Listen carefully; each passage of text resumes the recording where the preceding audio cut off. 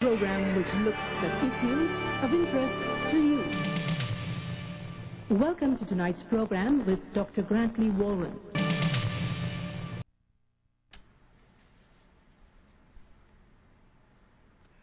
On Monday, 25th of March, as is customary at this time, the Honorable Minister of Finance, Dr. Ashni Singh, presented a $208.8 billion budget under the theme, Overcoming Challenges Together, Accelerating Gains for Guyana. Once again, this was noted to be, as identified by the Minister, as the largest budget in the history of this country, and it was intended to create a greater sense of growth and development in the country. Obviously, the budget is coming with certain conditions, certain perceptions about the state of the country and where it should be going. And we have heard much from the Minister of Finance. We therefore, as is usual, take this opportunity to hear from others who are involved in the business of the protection of our interests. And the person to whom we turn at this very first discussion on the 2013 budget is Mr. Carl B. Greenidge, Member of Parliament, and the representative for the Shadow Minister for Finance and Economic Planning. Mr. Greenidge, welcome to Spotlight. Thank you very much, Grantley, and to your viewers. I'm happy to be able to be with you today. I can't help but ask you, even as we start, essentially because of what we have been assailed with over the last year, this whole question of participation. I notice that the budget is themed Overcoming Challenges Together. Even before we start asking you about your perceptions of the budget, perhaps you may wish to issue a comment on this central note of the theme which has been chosen by the Minister, Overcoming Challenges Together. Well, thank you, Grantley. It's interesting that you should select the theme to start, because the theme perhaps epitomizes the approach to the budget. That is, you find something that would be not only politically correct, but sounds highly commendable. And you put that out. It, however, bears no relationship with the reality of the budget or the examination of the difficulties or the challenges, let alone arriving at solutions to those challenges. There has been no discussion over the last year between the opposition parties, the majority parties. The ministers at pains to point out at the opening comments about a one-seat majority. That's where it starts from. In other words, you get the impression that the one-seat majority is somehow illegitimate when compared with the government, which holds a minority of seats.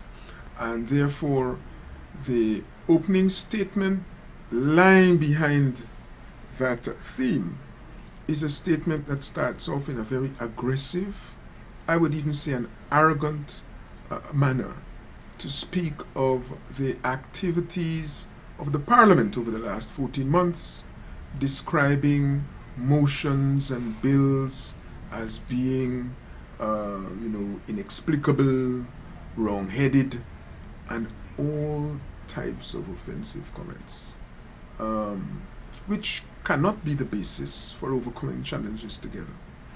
And if you look, therefore, at the package that has been fashioned, the package is fashioned in completely ignoring the concerns that have been raised by the opposition party over those last 14 months about where the country needs to go in order to deal with the challenges. First of all, the overall situation of the poor, the problem of poverty, the plight of the vulnerable, and therefore the need for creation of higher employment opportunities, more employment opportunities as well, the need to address the special position of the poor, the young, and the female young, the need to address the management of the system so that it does not provide such incentives for corruption, both by party members, facilitated by the bureaucracy. These have been themes. These are, in fact, the things that underlay the election campaign and led to the same one-seat majority that he dismisses. There's been no discussion, no common discussion of issues, and no fashioning of solutions. And therefore, the things that have been the government has been called upon, even some of the things it had agreed to jointly, have yet to be implemented. And that is really the sad part. If I jump just a little bit to say to you that clearly one of the biggest areas of concern to the government itself in the past has been the sugar industry, because that is where the bulk of its support lies. In examining the sugar industry, it is very clear that there are major problems facing the industry, and the problems are not simply to do with new equipment. It is not simply a recapitalization problem. It has to do with the way that the industry is managed. And GAWU, NACI, and others who are concerned with these things, involved with them on a day-to-day basis, have highlighted some of these problems, pointed to some of the solutions, many of which the opposition agree with. And yet, the minister, in addressing these, does not seek to bring in the types of solutions, organizational and operational, and essentially political solutions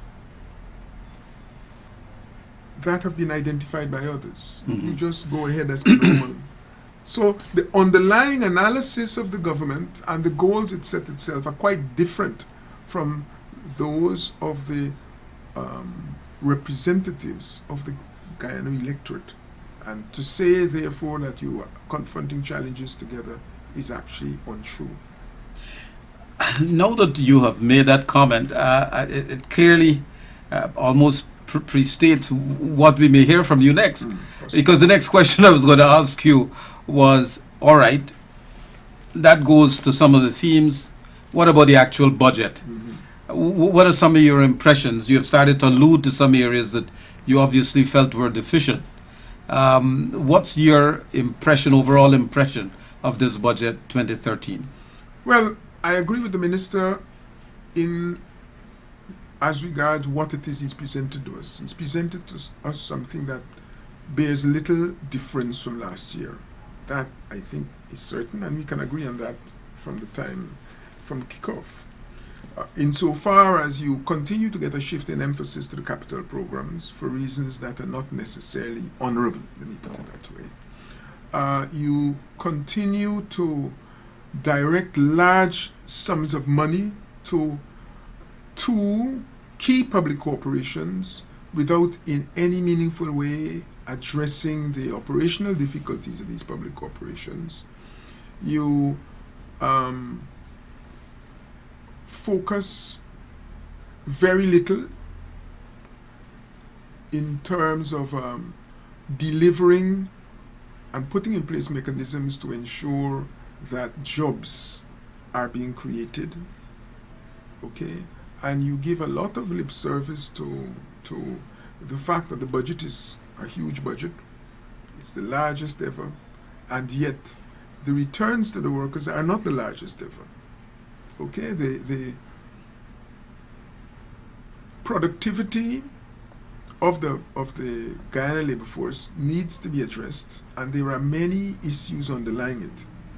When we look at the challenge facing exporters, for example, when you look at the reports on the ease of doing business across the world, you will see that Guyana does not fare well.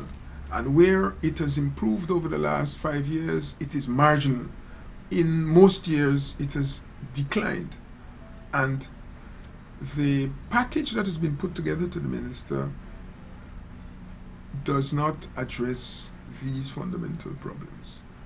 Instead, you continue to have an administration that prefers to abuse its power, not put in place procurement arrangements that are transparent and open, and in respect of its flagship programs, the capital programs, it still is a disgraceful program insofar as the process of selection and sequencing of capital programs are concerned. That process is one that does not leave you with any confidence that the government uses defensible economic criteria to choose the next set of projects in line. You, at one stage here, well, you're moving to deal with the airport because the Chinese offered. The process of the sequencing and selection of projects actually turns upon principles that have to do with reducing incremental capital output ratios, actually breaking bottlenecks. You find the most critical of the bottlenecks, you put money to break those bottlenecks, reduce costs, ensure a quicker flow of product and output in those areas, not depending upon which friend of a president or a former president is in favor and has, made him happy that day, and therefore you have that project go ahead above others. And we can arrive 20 odd years after recognizing that East Bank Road, for example, is a bottleneck, is a major problem. You're building an airport to put more traffic on that road. You're going to build an additional bridge to add congestion to that road. And now you're saying, oh, well, we think that in future we need to put in a bypass. Okay, today, if somehow that road between the Demerara Harbour Bridge and the airport were seriously broken, we would be in a lot of trouble. That the East Bank in essence would be isolated from the rest of the country until such time as you can put in place adequate shipping facilities, riverine facilities, or put in place an alternative route around the back. And that you would have taken 20-something years to come to that conclusion is not a reflection of so much of the government's stupidity, but that it has priorities which have very little to do with the country's needs. Because everybody knows that there was the need to look at that. Everybody knows that. Mm-hmm. Now, the appropriateness of a budget always carries with it some, it's always questionable depending on who's looking at it and what's their perspective on things, the nature of the problems, their sense of the solutions and all of that sort of thing. Now that you have seen, in your opening comments you indicated that there is no evidence that the bulk of the suggestions which were being made by the opposition, the majority opposition to the government to be seen in that budget, they have not been incorporated therein. What it is you feel is the underlying difference that accounts for this kind of difference? Why is it they can't see your perspective? Not necessarily saying whether your perspective is right or not. Perhaps you may tell us what your perspective and what underlies it. Well, I think that the reason for the difference, first of all, is an arrogance on the part of the financial planners on the government side. If by any chance a suggestion does not emerge from their notebooks or their pens, their offices, then it is not to be entertained at all. It's not to be entertained. And even where other members of the administration might have agreed to implement such measures or to pursue them, they have been systematically sidelined. And if you take the meetings that the president says he instructed the Minister of Finance to undertake, that is one symptom of where it is that within the system you have a problem, where the leader of the government does not have the final say, it seems, on such matters. We had, the last time you may recall, a discussion, in fact I think we had some discussion here of the electricity problem, in which when we had agreed to give the part of the subsidy required by the electricity industry.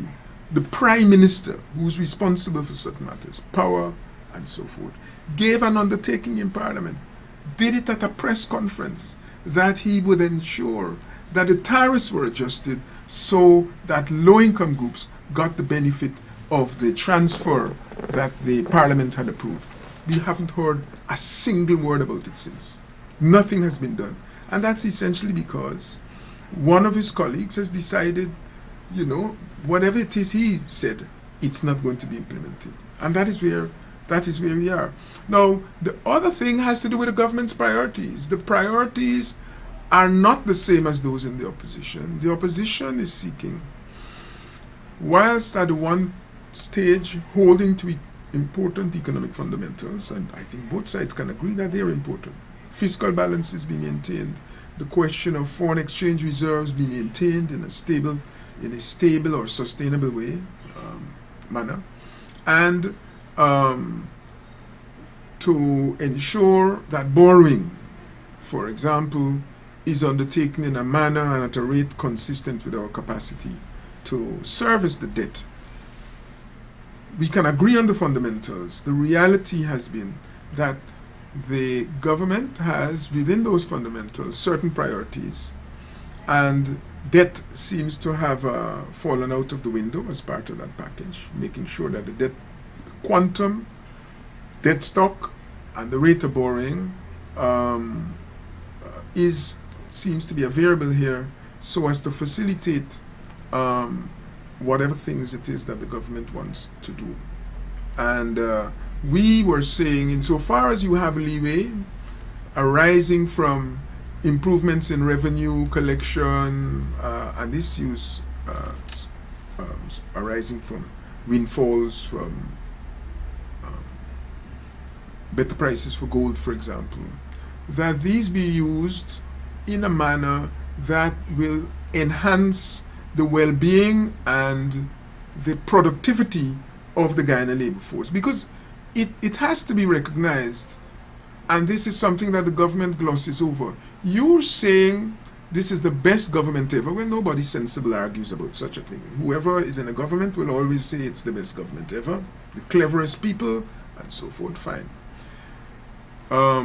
It is the largest budget ever. Well, that is a fact. Okay. It has, at the moment, good fundamentals. Great. But in the face of all of that, in the face of its commitment to wise decision making, clever bills, and useful motions, which is what one reads into the first couple of pages of the minister's statement. Why is it in such circumstances you have such a flight of Guyanese from these shores of all ethnicities? If this scenario that has been created so far is so wonderful, why it is that you have such a flight from this country? And one of the reasons has to do with the reward to labor. Right? We remain a low-income economy, a low-wage economy, in fact, dependent upon manual labor, unskilled labor, in large measure, where school completion rates are declining. That's the scenario. These are the things you need to address. You talk about infrastructure and IT and so forth being the basis of future development, but you are not actually addressing them up front in any meaningful way. This is really one of the big differences. So what we would have wanted to see, we spoke last time to a number of issues. The question of National Procurement Commission, reduction in the value-added tax. The value-added tax, for example, now you've got a bigger capital program than ever, and still no acceptable arrangements, and I emphasize no acceptable arrangements for bidding, tendering, appealing the award of contracts, but what everyone regards as an entirely and completely corrupt exercise still in place. You have a value-added tax. The value-added tax, the government had agreed, would not be put in place simply as an additional measure to garner revenues, but to make the tax system more efficient. So you replace a myriad of taxes, some of which were disincentives, by the value-added tax. The value-added tax, bearing in mind, is a regressive tax. It bears bigger burden on the poor than on the rich.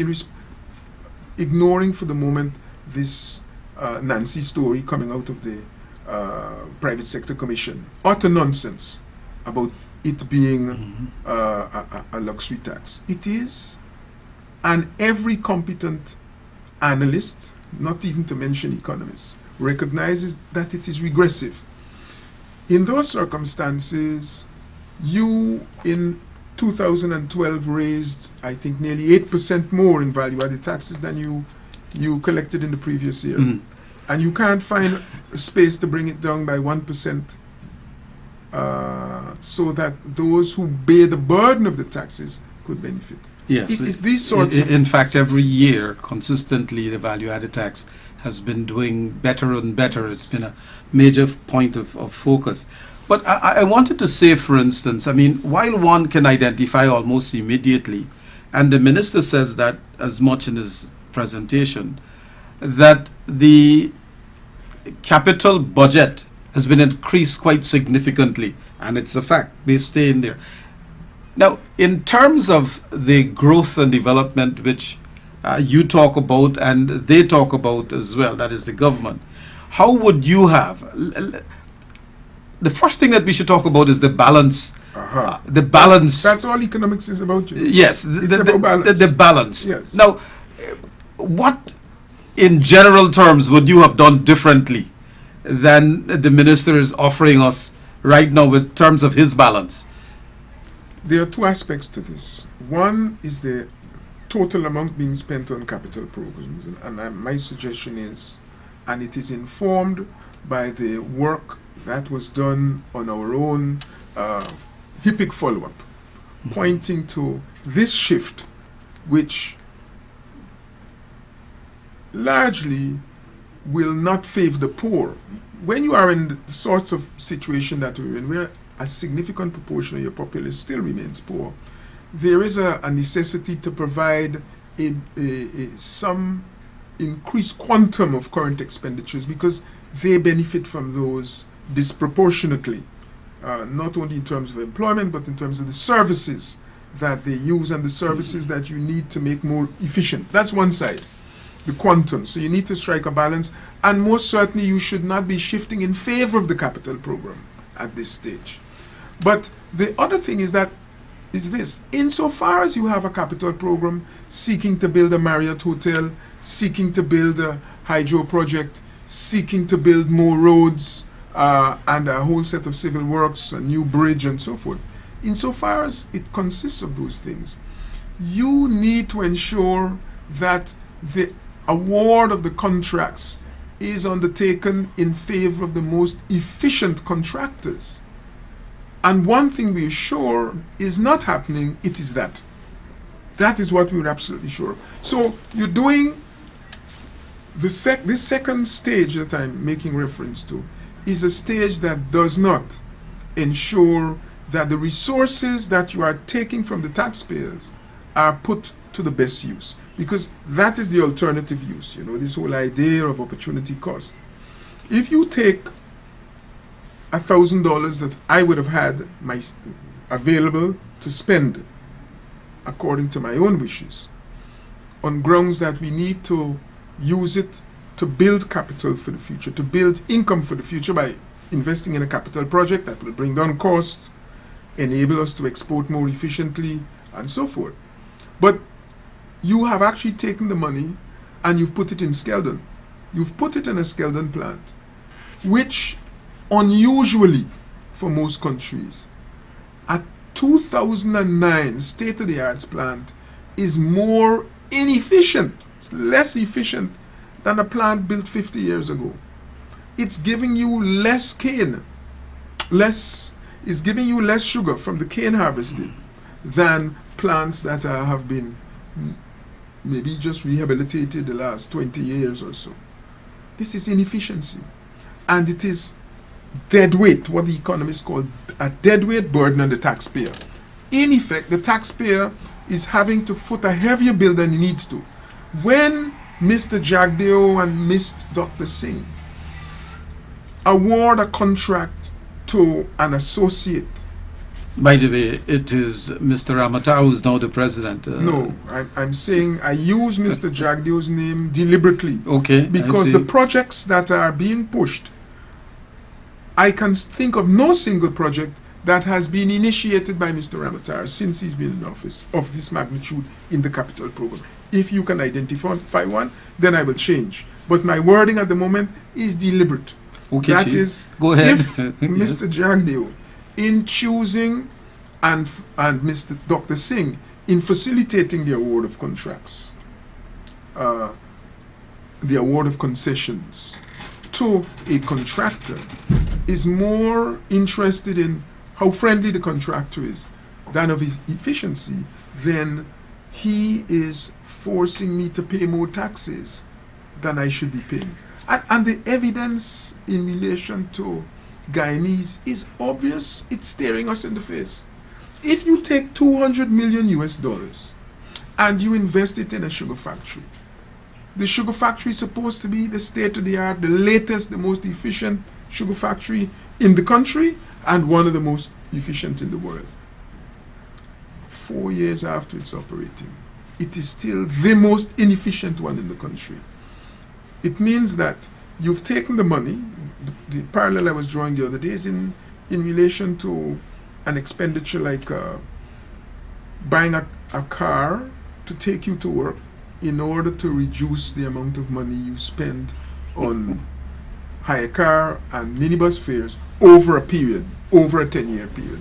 If the car you purchase turns out to be inefficient, the consequence is that instead of saving you money, you've invested, and the investment is costing you more than you were spending before. That makes sense in nobody's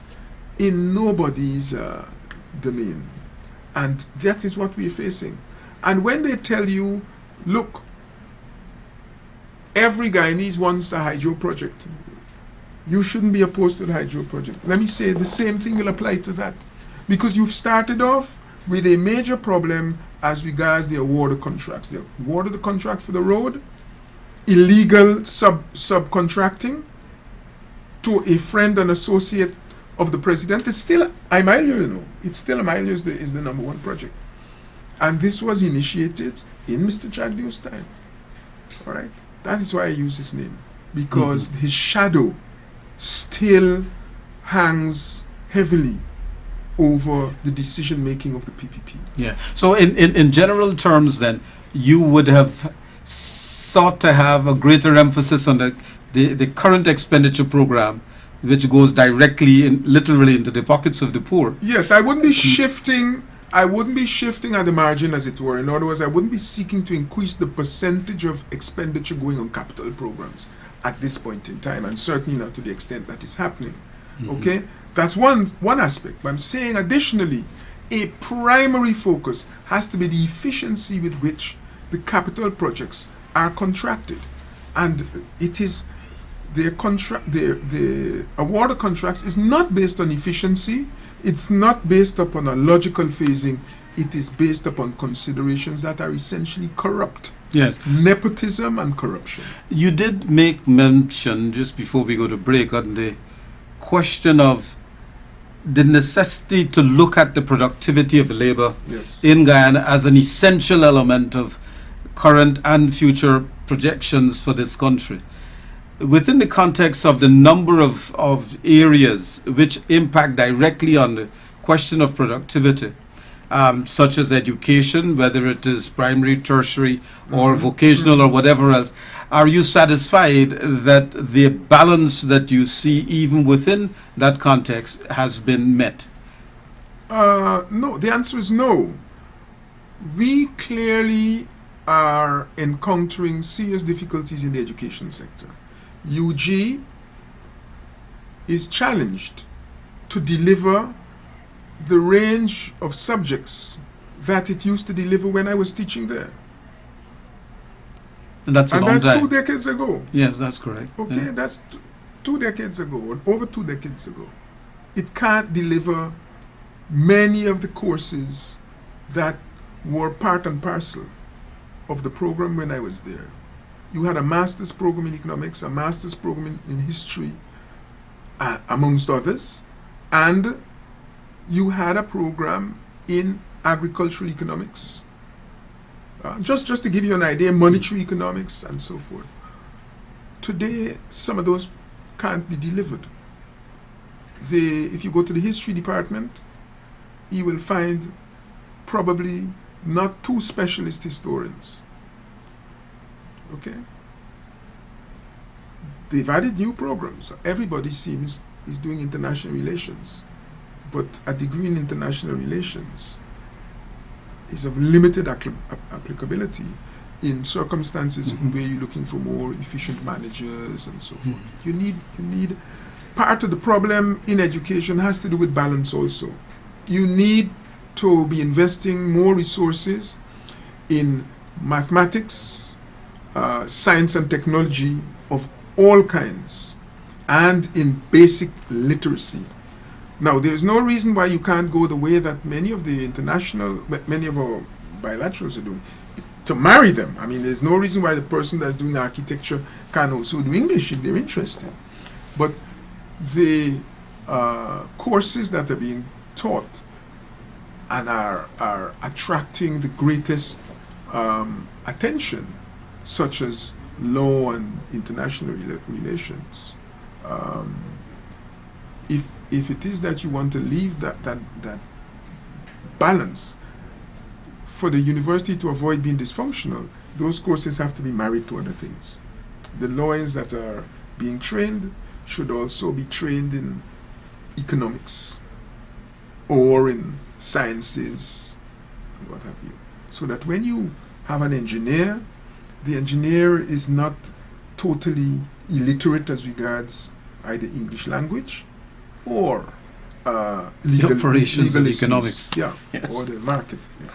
All right, I tell you what, we take a short break, and when we return, we are going to have a look at going forward and understanding a little bit more about this budget and what it informs us with regard to going forward. We'll take a break at this time.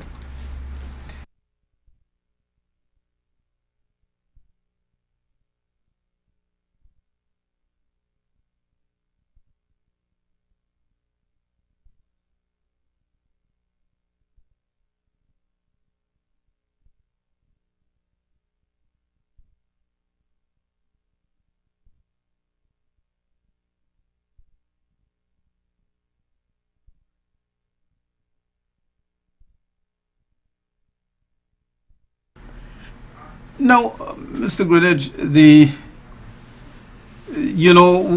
we have been assailed all the time, and in fact, both your party, APNU, and the AFC, through its leader, Mr. Camarade Ramdatan, you have both indicated that this budget doesn't treat with some of the measures that you would want to see. And we don't want to flog this because the whole idea here is to be certain that we're not getting opposition for opposition's sake, and that That's not the case. we must be able to identify precisely where the differences are so that people can make appropriate choices. Yes, what some of those measures that just never surfaced in this budget? Well, we started off with, if I might say, Grantley, that with a recognition that the government and its Fiscal Management and Accountability Act is operating unconstitutionally. The Fiscal Management and Accountability Act seeks to constrain agencies that are responsible for fundamental rights, civil and human rights. And I'm speaking here of the courts, of the Auditor General and so forth. Those are, in fact, not treated in the way that its Constitution 222A requires. So that was one of the things both parties were agreeing on. That should be fixed. It should be remedied. The National Procurement Commission was another. In terms of the the public servants and the overviewing or overseeing of their operations. You're speaking here, Police Service Commission, Public Service Commission, Appellate Tribunal, and so forth. These things were to have been addressed. The government, in spite of the motions passed, which the minister apparently deems to be either inept or inappropriate or stupid, they were passed by the parliament, and the government has not sought it fit to implement any of them. The organizational reform of GAISUCO, GPL, and the systems that govern recruitment and the operations of public agencies, these are the things that need addressing, because those are the agencies that contribute to the malfeasance in which the government is an active party, and where they're not an active party, it contributes to the malfeasance or the inefficiency of the public system. And these have to be addressed. You have to improve these areas so that competent people are promoted, so that people are rewarded in response to performance, okay, so that there is not such widespread racial and political discrimination.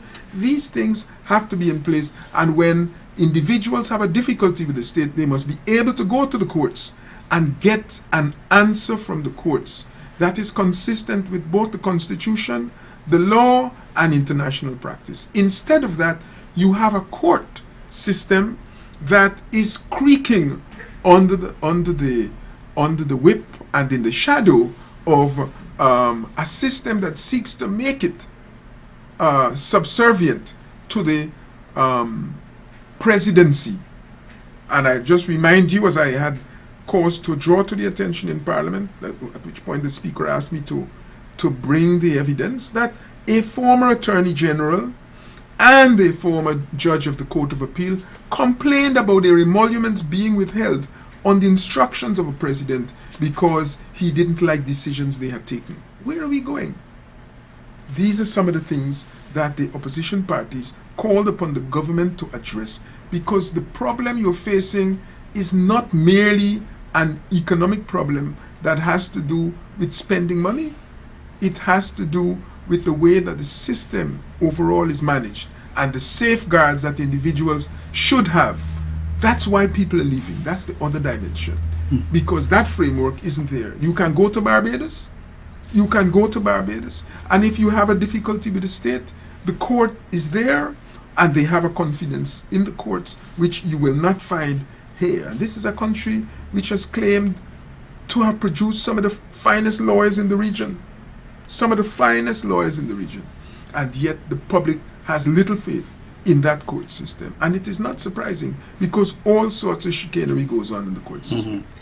Now, in the budget, much was made of the fact that the way forward will see an attempt at greater diversification, including IT-style provisions to lead to a successful future. Do you agree with this? And if not, what are the kinds of proposals you would have liked to see the minister make? Well, I agree with the need for diversification of the economic structure. It is very, very important. And it is a means of protecting yourself from the vagaries of prices of individual items, especially on the export markets.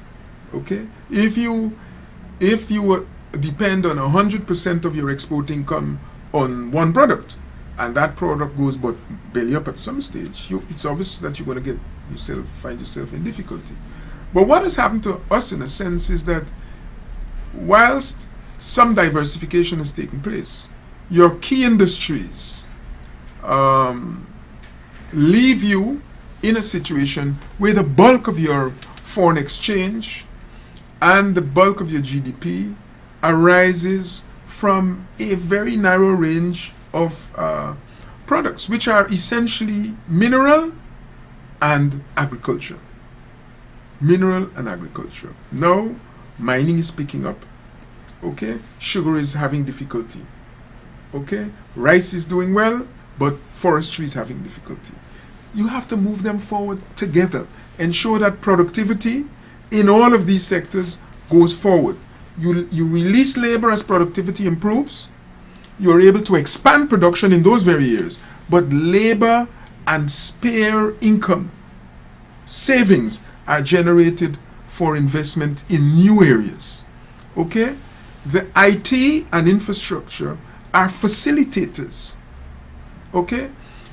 Today, since it is change is the key word in marketing out there. Change. It's all about change. Today you will discover that a product is very attractive, like Apple, one of the Apple products, and within minutes your competitors know exactly what it is you are selling, its characteristics and its specs, even if they are operating on the other side of the globe.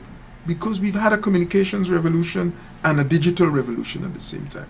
So everything is done in real time. Practically everything is done in real time. And therefore, you have to have a labor force that is capable of adjusting. It has to be a flexible labor force. And that's why education is important. You can't be training people that just have very, very narrow skills, especially where the teaching of the skills and the subject area itself is very narrow and limited.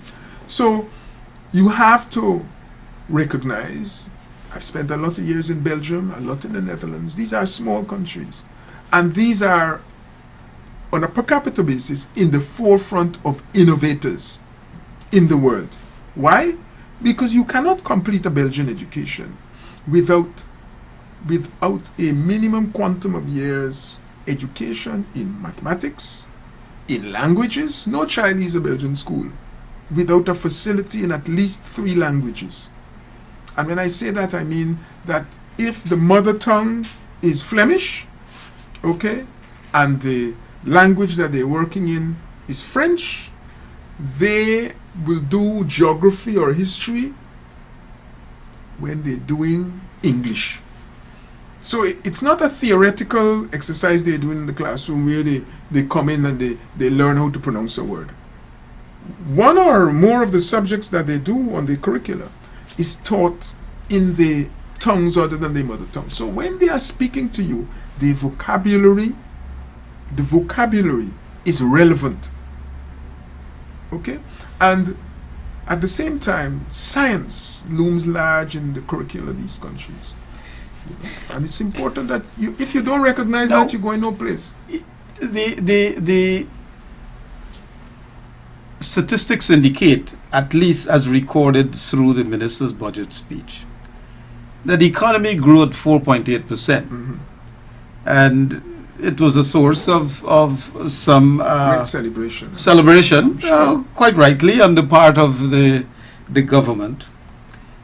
And they're projecting a growth of 5.3%. Yes. Now, how do you answer the claim then that they must be doing something terribly wrong? No, what you see, managing an economy, or rather, answer the claim that right. that we are doing something absolutely right. I know what you're saying. First of all, just bear in mind that figures are figures. Okay, next year when they revise those figures, you may find it's not 4.8%. But just bear in mind that at the end of the growth phase, 1989 to 1997, it was over 7%. And over 7%, in fact, or something like 10% is what is required to start making an impact on the levels of unemployment. It's not a question of whether a minister is better looking than his predecessor or whether he speaks differently. It has to do with dealing with the problems that are out there. Employment generation is the problem. It has a relevance to income, household income, and the well-being. It accounts for why you have every day on the road more destitute people and new mentally ill or drug addict on the road. The point I want to make is this, that the developing countries as a whole, the developing countries had a growth rate last year of 5.1%. Okay? So, yes, 4.1% is great, but 5.1% really is what all the developing countries experience. Now, here it is, you have a developing country producing gold in particular, with a capacity to deliver a whole range of other minerals for which prices are at an exceptionally high level. And what has happened? You're talking about 4.1%. Gold prices themselves are, I think, 6.8% above what they were last year. Some figure like that. Yes, I wondered, therefore, the idea of transforming the economy. You're mentioning the focus that clearly has to be on ultimately creating a good, to create the opportunity to earn a wage, and a good solid wage So that changes living standards, etc., etc. Now, the question I ultimately wanted to ask you in this regard is whether you conceive of 5.3% as an appropriate level of growth coming off of relatively low levels of growth from 97, literally 97 through now, whether there's any opportunity for us to do anything with the mass of underemployment in this country. But the challenge you have is not massive compared to most countries, you know. If you go into the Caribbean and you speak to the smaller states in the region, their situation is a little traumatic, because in a place like Barbados, you have skills, which we are losing, and losing often to Barbados. But the resources outside of the human resources are very limited. On the other hand, in Guyana, you have limited skills which, because of political behavior, discrimination and the like, you are allowing to flee. You are allowing to flee. And you have such high value mineral resources and so forth. But because you are not going to award a contract to a business here unless the business is going to give you a kickback for the PPP, or unless they like you like the look of their chairman and these considerations, we hold back investment unnecessarily. We hold back investment unnecessarily. And I don't mean foreign investment. I mean investment, local and otherwise. The men that are doing best in investment in this place, if you drive down some of the streets around town, you'll see a lot of those so-called bits of investment are associated with the laundering of drug money. And the investment itself seeks to and deliberately destroys legitimate businesses. And that is why the diversification is not taking place. Because you may have new establishments, and this is the case of services, but you may have new establishments, but at the same time you have many others that are going down that you value. Okay? There's no reason for assuming that we don't have a competitive advantage for light manufacturing and assembly and those sorts of things, and construction that could be married to the mineral sector, in which you've got considerable experience. In fact, at one stage we were speaking to what's the name again? Alcan and Reynolds in particular, about a marrying of the beverage industry with mining. Okay. Your examination, the thrust of the program, makes absolutely no mention whatsoever of manufacturing of any consequence. Okay? So you're diversifying into more mineral and extractive industries, granting concessions to resources and assets that are disappearing, exhausting, whatever term you like to use, something that you yourself have written on in the past. Old age pensions have gone up from $10,000 to $12,500 per month. Can't remember what the rent of a room is, but notwithstanding, I'm told it's about $30 a day. It's $30 a day. I'm not sure what that can buy. Can't buy you a meal. And it certainly can't pay for the utilities of the average pensioner. compared to the amounts that they were asking for the president's utility, the former president's utility. Yes, and the income tax, rate, the marginal rate has now been changed from 33 and a third percent to 30%. Yes. Now, how does this fit within the context of your sense of the fiscal maneuvering that we should have been performing in this country to ensure that we had our fiscal arrangements were promotive of actual development and private sector led risk-taking activities, etc., and allowing people the benefit of the use of their hard-earned resources? Well, what I would say to you is that if there's been any attention paid in the budget to any sector, it has been to the private sector and certain elements of the private sector there. But as regards the poor, you're speaking of the pensioners, the number of people who will benefit from the reduction in that rate, the number of pensioners who are getting the additional 2,500 a month. 500 per month is far less than the number of persons who will have to pay the NIS increase. So in effect, you're giving it with one hand, because these are areas that people will say, yes, good politically, but you're taking money from more persons with the other hand. And when you do the arithmetic, you will find that the gains are not as they appear to be. Now, as regards the benefits to pensioners in terms of water and electricity, you also have to ask yourself, is this a benefit to the pensioners? The answer is no. It doesn't go to, all the pensioners will not be able to enjoy it. Do you understand what I'm saying? Mm-hmm. But GC and GWI will enjoy. You mean GPL and GWI? GPL, sorry. Yes. So it is more of a hidden transfer to these entities than it is a benefit to pensioners. Do you understand what I'm saying? Oh, absolutely. Because if you're a pensioner, you're living in a house, the chances of you having the water connection and therefore the capacity to reclaim against your name being the name on the meter are small. Yeah. Now, this is a two-part question. Where do we go from here? Are we likely to see the same kinds of parliamentary difficulties that we saw in the 2012 budget?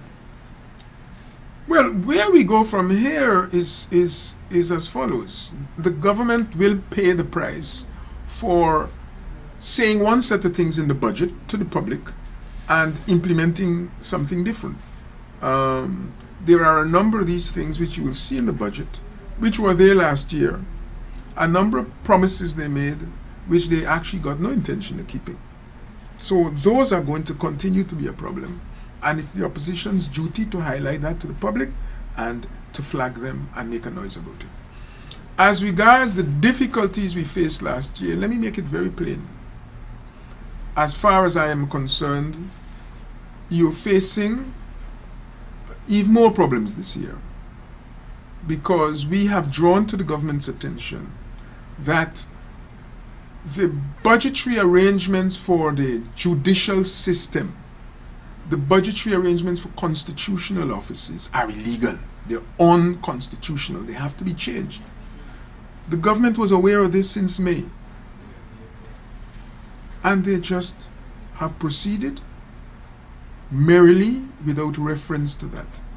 The fact that the courts could have looked at a complaint by the Attorney General, which complaint is based on a document that is unconstitutional, and the courts have said nothing about that, has to be cause for alarm. But stick a pin for a second. Let me just... If one were to take any lead, as it were, from the Chief Justice's ruling last year, Yes. which seems to have made it possible for the Ethnic Relations Commission to make a direct claim against the consolidated fund. He didn't make that possible. He didn't make that possible. If you look in the estimates, you will find that unlike the courts, the ERC is one of the few agencies, constitutional agencies, I think the Amerindian Rights Commission and a couple of others, that actually have lump sum allocations against the and consolidated votes. fund. That's correct. But the ones that matter in the sense of All of the commissions. our human rights and Yes. our civil rights are still put in a way where the minister can go and fiddle with those amounts and constrain and influence. And don't let me hear people throwing up their hands. Oh, the minister has done it. Ministers have done this in the past. The requests that have come from the agencies have been doctored. Nobody is saying they shouldn't be doctored. To the point where individual judges haven't been paid. That's the whole complaint of a former. That's the whole complaint of a former attorney general who was a PPP attorney general. It's not something I'm making up. It is there. Yes, that is a very useful point to make and to note that, in fact, the ERC's claim to those funds was by virtue of the fact that provision had Yeah, that's already right, been as a made lump sum. within the lump sum, within the... But I know you were going to go on to something else. Let me tell you something and make it very, very clear. And I'm not a lawyer, but at least I'm experienced enough in these areas to know when I hear nonsense.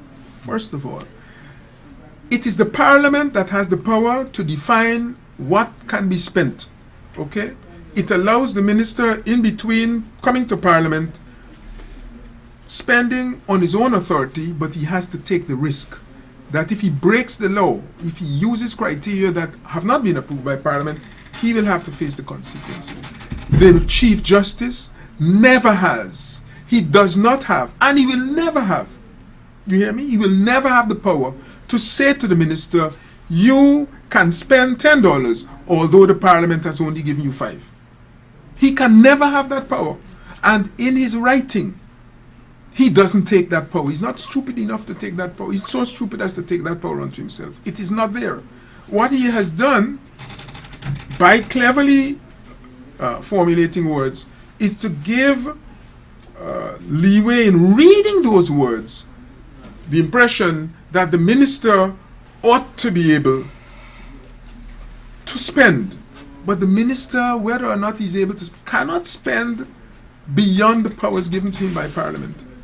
And as for the other part, as to whether the Parliament can cut the budget, I treat that as so ridiculous a conclusion that I'm not exchanging words on it. The courts will have to decide that. And I keep emphasizing the Chief Justice in this country is not the court of last resort. Thank goodness. Mm-hmm.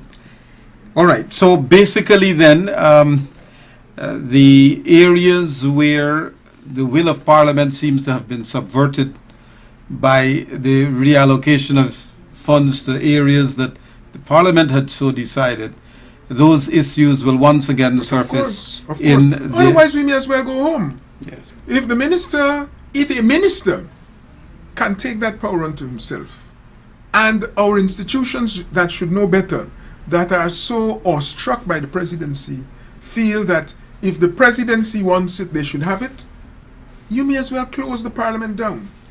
You may as well close the Parliament, and we will have no rights. These are what our forebears died for. These are the issues that Dr. Jagan himself fought for in the late 1940s and 1950s. No taxation without representation. In view of all you know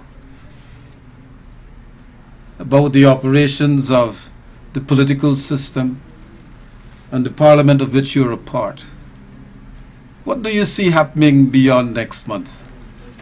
I would say to you only this, because you're asking me to look into a crystal ball, in some ways giving away my hand, but the country will get the government it deserves.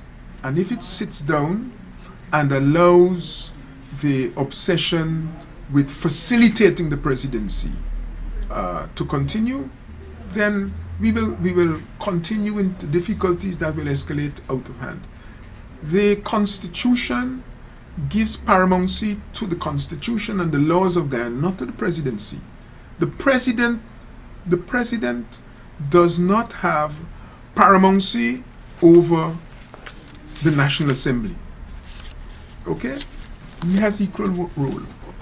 And the courts themselves, which the presidencies in the past have sought to diminish, need to be aware enough of what is going on to struggle to maintain their independence. At this point in time, this is a moot issue.